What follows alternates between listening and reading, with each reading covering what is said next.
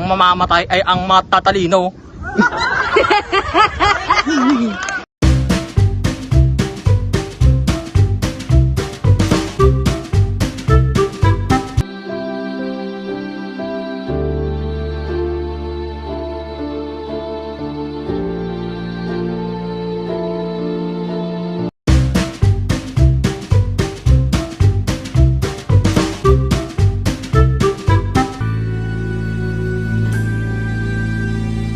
Don't know what to do whenever you are near. Don't know what to say, my heart is floating in tears. When you pass by, I could fly.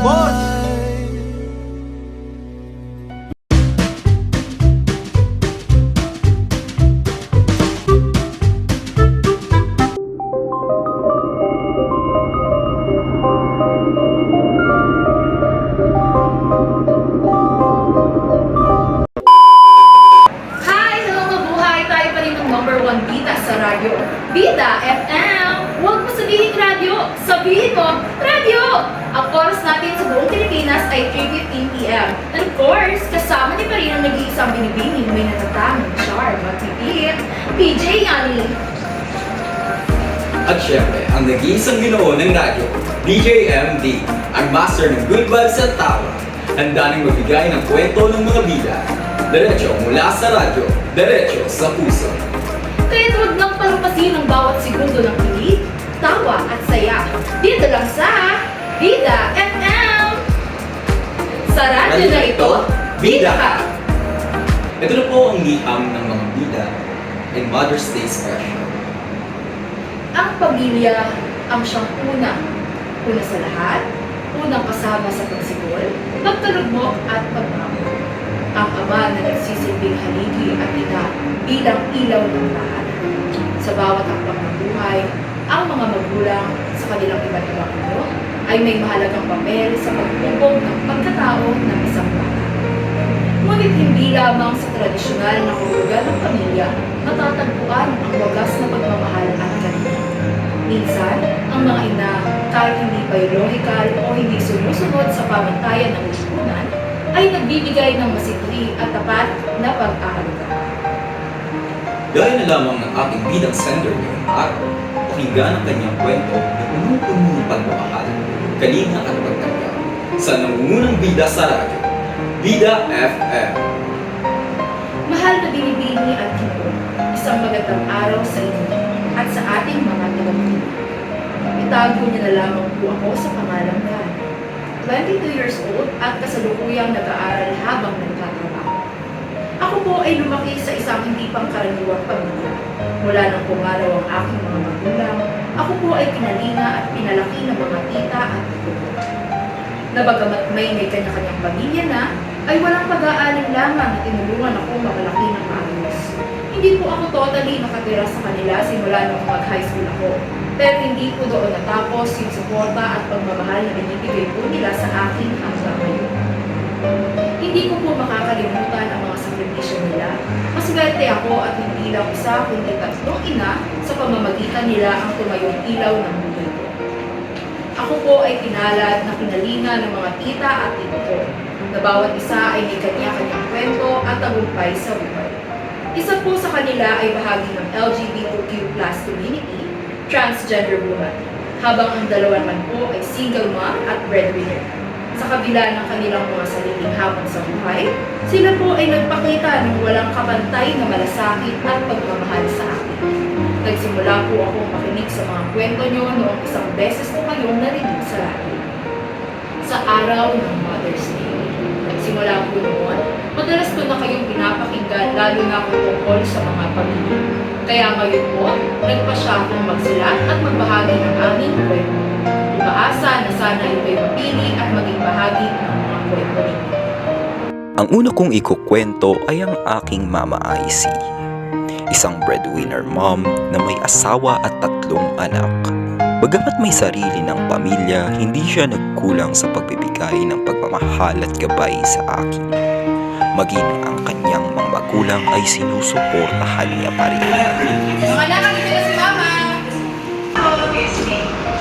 O, kumain na kayo? Ano, wala man lang ba nagluto ng kain at ulam? Nagbigay ka ba ng pambili? Ha?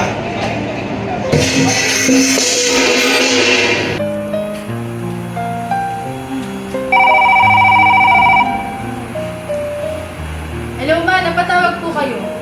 Anak, nag-text ako kanina. Wala ko pang nabasa? Kailangan ko kasi ng pera eh. Hindi na rin kasi ako mapagantay sa sahod mo. Alam mo naman yung sitwasyon natin. Kakapadala ko lang po ng nakaraan ah. Naubos na nak, hiniram pa ng kapatid mo, nahiya naman kami magsabi. Tapos nagbabayad pa kami ng mama mo ng mga utang. Medyo mahirap talaga nak, kaya humihingi ako ng tulong. Sige po, gagawa po ako ng paraan. Magkano po ba kailangan mo? Ikaw na yung bahala kung magkano na yung kaya mo yung padala. Alam mo naman, yung gastusin natin dito, basta yung makakatulong kahit konti lang. Kailangan lang talaga namin ng panggastos kahit sa ilang bayarin. Oo nga nak, para sa bills, para sa pang-araw-araw na gastusin. Nandiyan pa yung mga pangbayad sa kuryente, tubig, tsaka pagkain. Malaking tulong na talaga kung matutulungan mo kami nak. Sige po, sa susunod na araw na ako makakapagpadala, ma, pa. O siya, sige, salamat nak. Yun na. Kamus, Ate, baka may naitag ka naman yung pera. Pwede makahingi, pambili ko lang ng gamot. nakatawag lang ni mama at papa ah. Nangihiram din ng pera. Baka wala akong maibigay na pera ngayon sa'yo. Sige na ate, may pera pa naman yan si mama. Nagbigay kaya si kuya. Sige, susubukan ko ng paraan. Pero sana gumawa kayo ng paraan. Hindi ko kayang buhatin lahat ng gastusin. Basta huwag mo kakalimutan. Salamat! Madalas kong mapansin na matapos sabihin ng pamilya ni Mama Icy ang kanilang mga pangangailangan, hanggang doon na lang ang tawag. Wala nang ibang usapan at agad na lang natatapos. Maraming beses siya ay nagsasakripisyo, nagbibigay ng tulong kahit hindi ito madali para sa kanya. Ngunit tuwing natatapos ang tawag, nararamdaman niyang parang isang obligasyon na lamang ang lahat ng ito at hindi na siya binibigyan ng pagkakataon na magpahinga o maglaan ng oras para sa sarili. Hanga ako kay Mama Icy sa tindi ng pagmamahal niya sa kanyang pamilya, kaya di na ako gumagawa ng paraan para maging pabigat sa kanya. Thank you for calling HM Healthcare. Siya ay nagtatrabaho bilang call center agent mula Lunes hanggang Biyernes, kung saan buong linggo siyang nagsusumikap upang matustusan ang pangangailangan ng kanyang pamilya kahit pagod na mula sa trabaho. Hindi rin siya pumalya sa pag-aayos ng mga kailangan ng kanyang mga anak sa eskwelahan at pagkain at susuotin para sa kanyang asawa na nagtatrabaho. Pagdating naman ng Sabado at Linggo, hindi siya nakakatigil. Muli siyang pumapasok bilang isang service crew sa isang kilalang fast food restaurant. Gusto kasi ni Tita Mama na maaga pa lang ay papag-iipunan na ang para sa pag-aaral ng kanyang mga anak at para na rin sa emergency na gastusin. Ito na si mama. O mga anak, anong pinag-usapan niyo? Tungkol lang po sa school ma. O kamusta pag-aaral niyo? Di na kayo nagkukwento kay mama ah. Okay lang naman ma. Wala na po kasi kayong panahon para makinig sa amin ma. Lagi na lang po kayo malabad sa work. Kaya stress. Kaya di na rin namin kayo nakakausap mo siya. Pasensya na mga anak ha. Naiintindihan niyo naman na para sa atin to, di ba? Naiintindihan na naman po, ma. Kaya lang po, minsan po kasi parang wala na po kayong oras para sa amin. Parang ang layo niyo na po sa amin. Alam naman po namin kung gaano kayo trabaho niyo ma.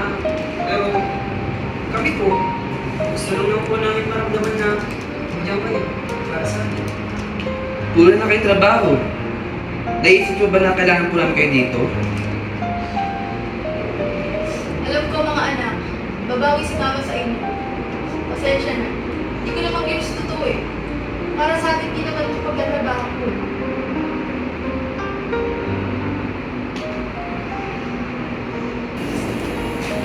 Kanina ka ba, Mahal?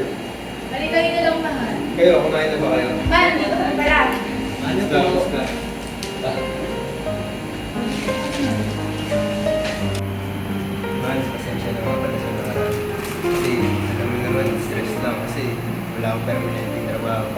Pero yun nga, mabago ako sa inyo. Hanap ako ng part-time job. Para naman makapahinga ka dito sa bahay.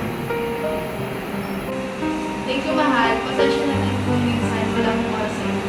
At naiintindihan ko rin kung bakit ganun yung nararamdaman.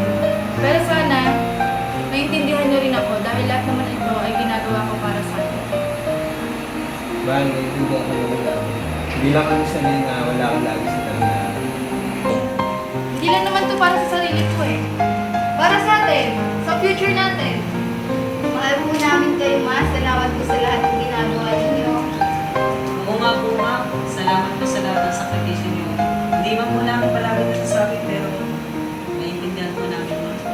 Minsan po kasi ang hirap isipin na napapagod po kayo. Kaya minsan po naisip namin na kailangan po pala talaga natin mag-test kahit konti para palang araw mag-anak po. Thank you, ma. Tama kayo. Minsan, hindi ko man kayo laging makasama. Pero asahan nyo, lahat ng ginagawa ko ay para sa inyo. Ganyan ang pagiging ina. Mas kailangan magtiis para sa ikabubuti ng lahat. Kaya't huwag kayong mag-alala. Mamaya o bukas, magkakaroon tayo ng maraming oras na magkasama. Thank you, Love you, ma. I love you, Ma. Meron po siya Saksi ako sa kung paano ang isang ina sa kabila ng lahat ng pagsubok ay nagagampanan ang kanyang tungkulin bilang breadwinner. At higit sa lahat, ang pagbibigay ng pagmamahal na walang kapantay. Ang hindi mo nakikita, siya pala ay nagtatago ng bigat ng mga responsibilidad sa likod ng ngiti at malumanay na salita. Ang pagkakaroon ng sarili niyang pamilya at pagiging breadwinner ay hindi naging hadlang sa pagpapakita niya ng malasakit at pagmamahal sa akin. Saksi ako sa kung paano siya maglaan ng oras para sa bawat isa sa amin, kahit sa mga simpleng paraan. Sa bawat pasensya at sakripisyo niya, natutunan ko kung ano ang tunay na kahulugan ng pagiging isang ina. Ang walang kapantay na pagmamahal at ang walang sawang pagtulong sa pamilya.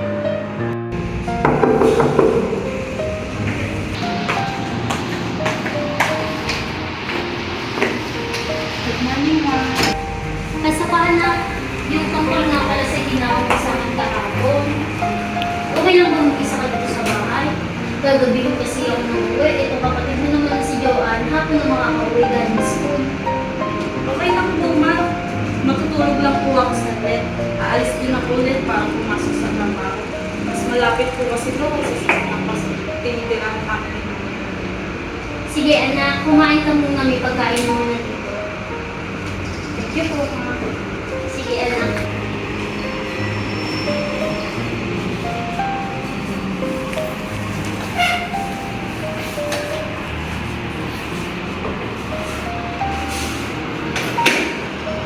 Kaya ng aking Mama Icy, ang isa ko pang nanay na si Mama Rena ay may isang anak, ay isang matibay at masipag na ina, na araw-araw ay nagsusumikap rin upang matustusan ang mga pang-araw-araw na pangangailangan ng kanyang anak na si Joanne.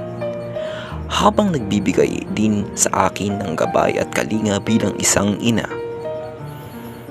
Bilang isang solo parent mom, hindi biro ang mga responsibilidad na kanyang kinakaharap. Nakikita ko sa araw-araw na abala ito sa paghahanda ng pagkain, pag-aasikaso sa mga gawaing bahay, at sinisigurado na may kakainin kami sa tanghalian hanggang hapunan, habang siya na may nasa trabaho maghapon hanggang gabi. Okay ka lang, anak? Parang pagod na pagod ka na eh.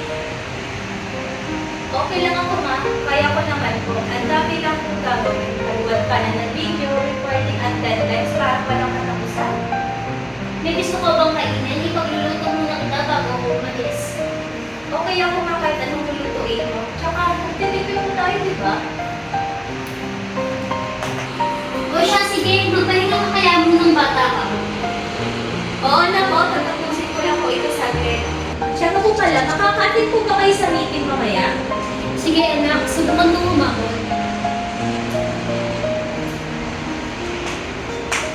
Nakatutuwa at nakakaaliw pakinggan ang ganitong usapan nilang mag-ina.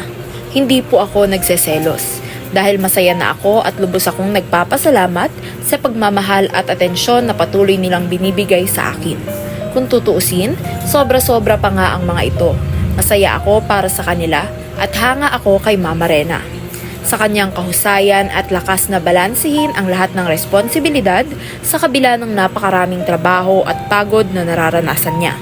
Sa bawat sakripisyo at dedikasyon na pinapakita niya, natututo akong magpasalamat at magpahalaga sa bawat pagod at pagsisikap na ginagawa para sa amin.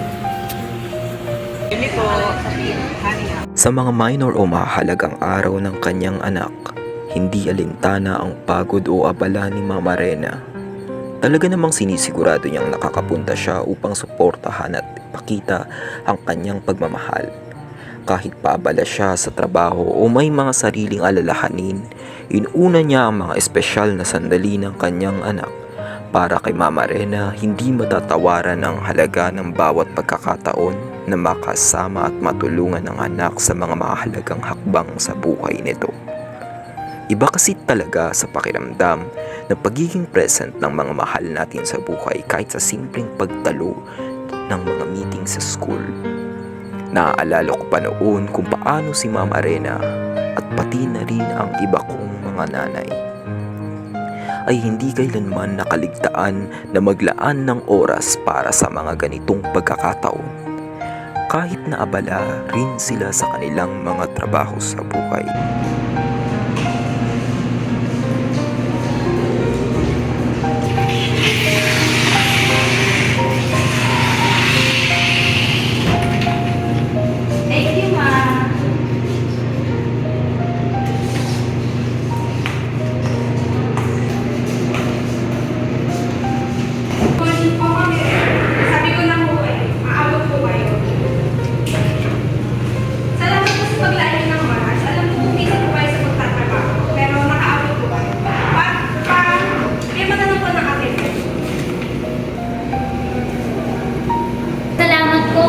Nakakatuwa kung gano'n. Sa kabuuan, maganda po ang kanyang performance. Talaga pong matyaga si Joanne sa lahat ng kanyang asignatura. Nakakuha po siya ng mataas na marka sa exam. At regular din po siya aktibo sa lahat ng kanyang klase. At hindi lang po sa written test, pati na rin po sa group presentation, group activities and presentations ay lagi po siya may contribution. Nag-aalala nga po ako, ma'am. Lagi po ba silang maraming ginagawa? Talaga po masipag at dedicated si Joanne. Kaya lang po, kung kinakailangan, tutulungan po namin siya kung kailangan niya ng pahinga at kailangan niya ng suporta. Hindi po kayo nag-iisa sa pagtulong sa kanya. Maraming salamat po talaga, ma'am. Ma, salamat ha. Alam ko lagi ka nandyan para sa akin. Siyempre naman, anak, lagi hindi si mama para sa'yo. Tandaan mo, huwag kang matatakot o mahihiya humingi ng tulong. Tama po. Joanne, lagi ka may support system sa bahay at school. Magtulungan tayo, okay? Maraming salamat po, mami.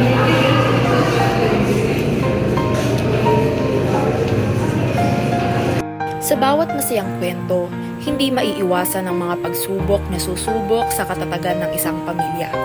At sa aming kwento, dumating ang isang hamon na hindi namin inaasahan. Pauwi na po kami ni Mama Angelo noon.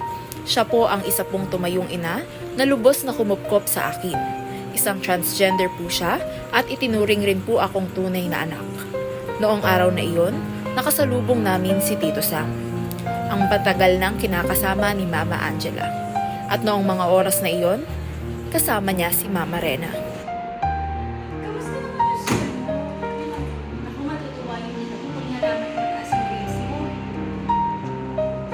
Sam, Renalyn, ano nangyari dito? Kuya? Love? Ano? Lumabas ka muna. Ano lang? Diyos ko naman! Ano ba to? Ba't di mo alam na ipapakilala ko siya sa'yo? Di ba siya yung sinasabi ko, si Sam?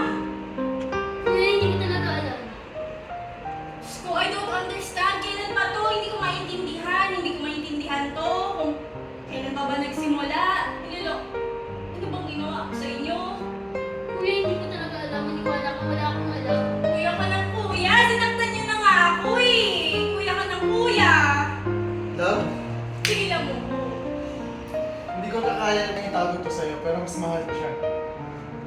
Kapatid ko pa ka. Bakit kapatid ko pa, Sam? Hindi ko maintindihan. Bakit yung bunso ng kapatid ko pa? Sorry ate, hindi ko talaga alam. Hindi ko talaga. Ay, bakit kapatid ko pa?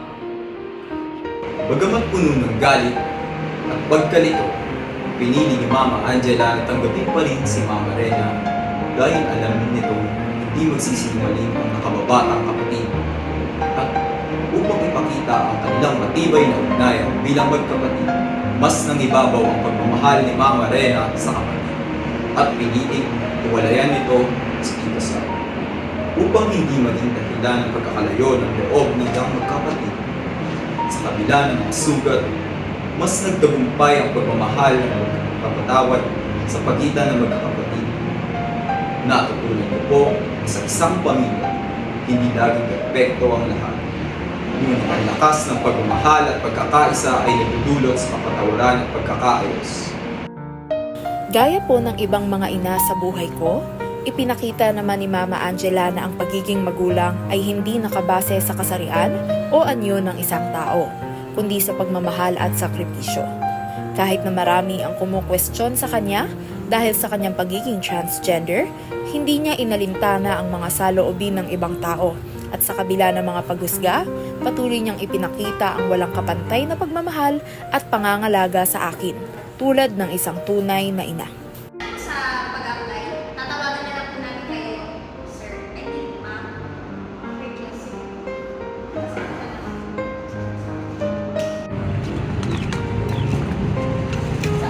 Pasuyo. Dapat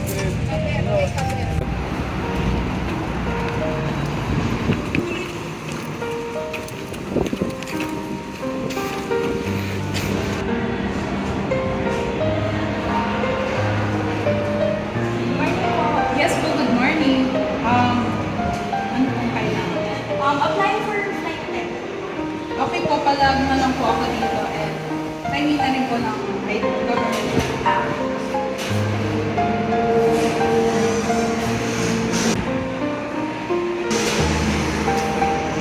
Sa second floor po and diretso na lang kayo at i-access na lang kayo ng HR to. Okay, thank you po.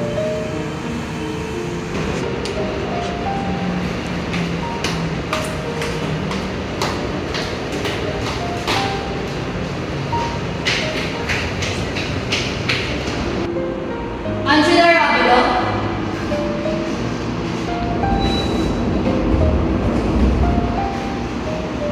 Good morning po, ma'am.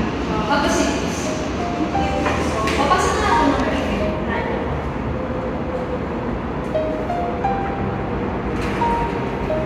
Angela, qualified ka na sa trabaho, pero bago tayo magpatuloy, nais ko sana itanong at paumanhin kung medyo personal ito. Alam mo, may ilang tao dito sa trabaho natin na magkakaroon ng katanungan at hindi agad matatanggap. Gusto ko lang malaman kung komportable ka bang maging ikaw sa trabaho at paano mo nakikita ang sarili mo sa ganitong posisyon. Alam ko po na may mga pagkakataong hindi ako matatanggap ng iba at naiintindihan ko naman po ng lubusan yun. Pero kung pagbibigyan niyo po ako ng pagkakataon na magampanan ang trabaho na gusto niyo po, ay ipapakita ko po sa inyo na hindi hadlang ang pagiging transgender at kaibahan ng aking kasarian para maging matagumpay at mabuti sa aking trabaho. Okay, so para dito, tatawagan ka na lang namin after bumabasa lahat ng information mo with HR managers and tatawagan ka na lang namin para sa mga susunod na instruction and result ng application. Thank you po, ma'am.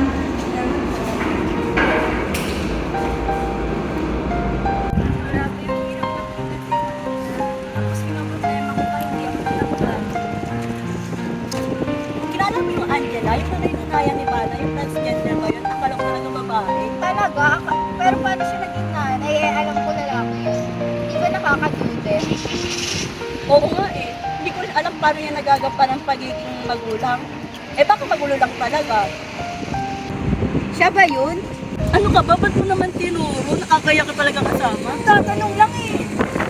Aba talagang? Hayaan mo na. Hayaan mo na. Wala naman akong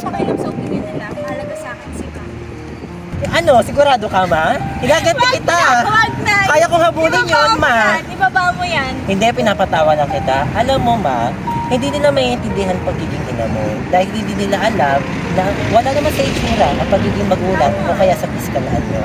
Ang mahalaga, alam ng Diyos ko at ng mga tao nagmamahal kay Rana na mabuti kang ina.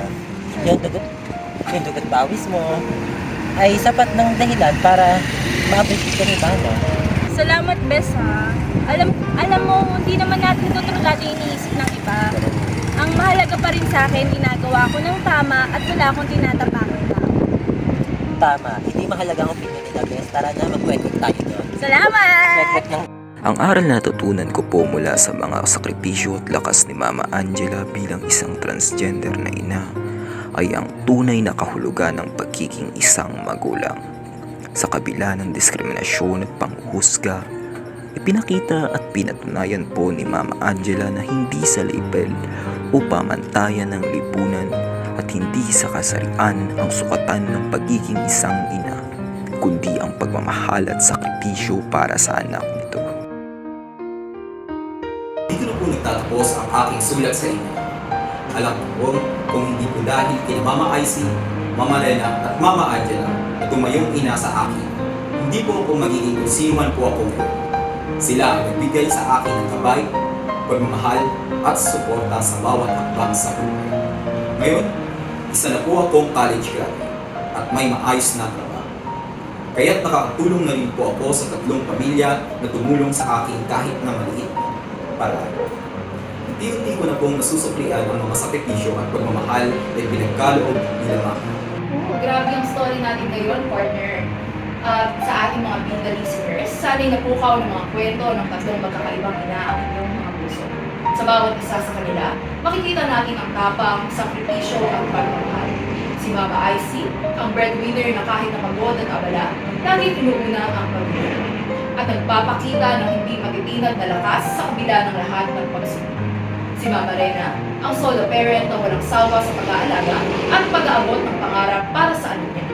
Si Mama Angela, ang transgender woman na patuloy na lumalaban sa mga hamon ng lipunan, ngunit hindi pinapayagan na maging hadlang ang kung anong kasarian upang maging isang mapagmahal na ina.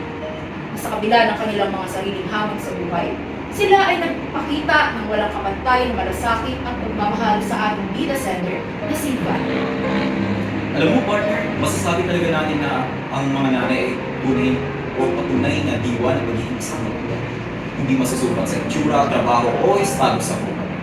Ang pagmamahal at dedikasyon nila sa kanilang mga anak, biological man o hindi siyang pinakamagaga, walang perfecto. Pero sa kanilang sakripisyo at pagmamahal, pagkita natin hindi matitinag ang katotohanan. Ang pagiging magulang ay walang pinipiling itsura, estado o kasarian. Ang pamilya ay hindi tungkol sa ito, kundi sa pag-unawa at pagmamahal sa isa't isa. Kaya sa mga ina at ama, hindi lang sa kwento ng mga karakter dito, kundi sa mga totoong buhay na darito sa ating mga. Isang kaus-pusong pasasalamat mula sa puso namin. Naway magsilbing inspirasyon sa atin ang kanilang mga kwento. Happy Mother's Day sa lahat ng mga nanay na walang sawang nagbibigay ng lahat ng kanilang lakas, pag-ibig at pagsuporta para sa kanilang mga anak. At yan, mga kabida, maraming salamat sa pagtangkilik.